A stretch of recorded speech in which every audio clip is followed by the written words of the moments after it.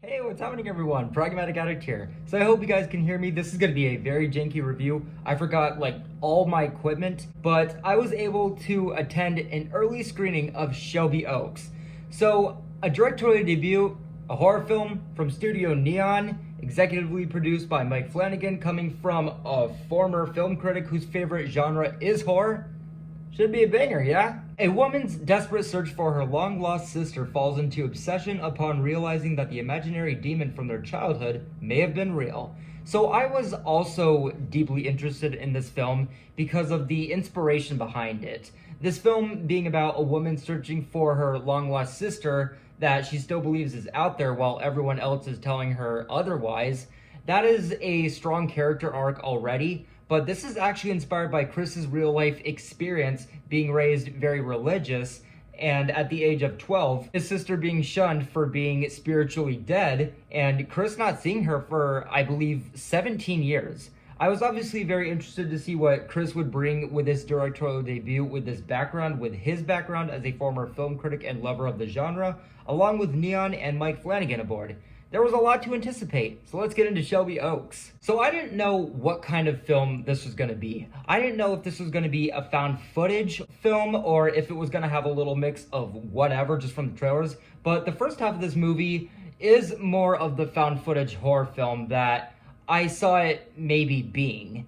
And that is because the first half centers on the lore of these YouTubers who've gone missing, which included Riley Brennan, called the Paranormal Paranoids. And what I liked is that it didn't feel like a cliche found footage horror film. It felt more serious, more realistic, had a lot more emotion, drama, as well as the pace. Just throughout the film in general, the pace in this movie is excellent. And touching more on this first half, you can tell that this was made not only by a YouTuber, but a person that found success on YouTube in its early days. There's a lot of inspiration from that, touching on the lore of this missing group.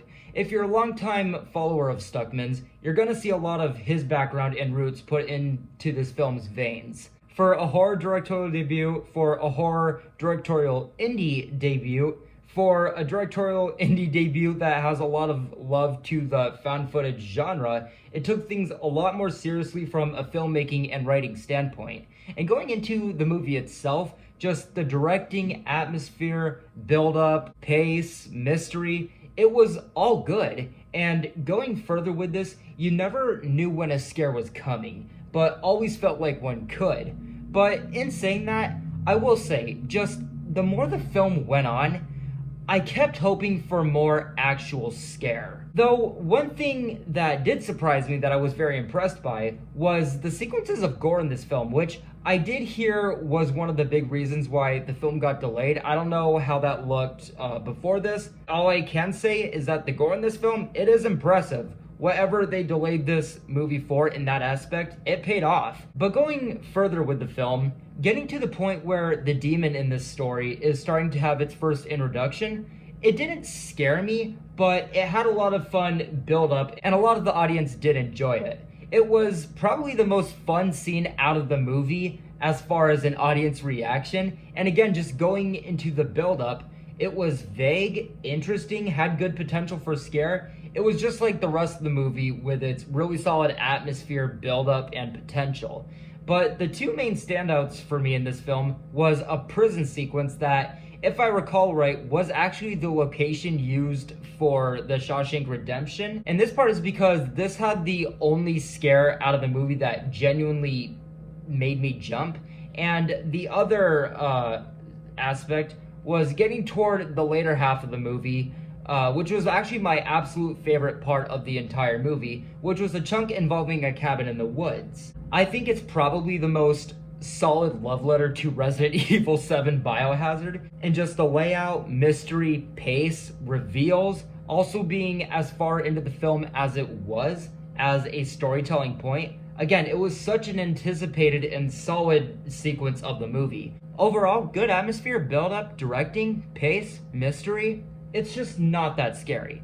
But overall, I'm going to give Shelby Oaks a positive review. So guys, that does it for my early thoughts on Shelby Oaks. I do recommend this film, but I think people going to this movie expecting one of the best horror films of the year, one of the scariest horror films of the year, might be a little bit let down, but as far as a directorial debut and a horror one and an indie one and just all the different genre stuff that they put into this movie, it is very impressive. Definitely let me know what you guys thought about this film for those that do see it once it does come out. And with all that being said, guys, thank you guys so much for watching. I will see you guys in the next video very, very soon. Have a great night, and thank you for watching. Take care.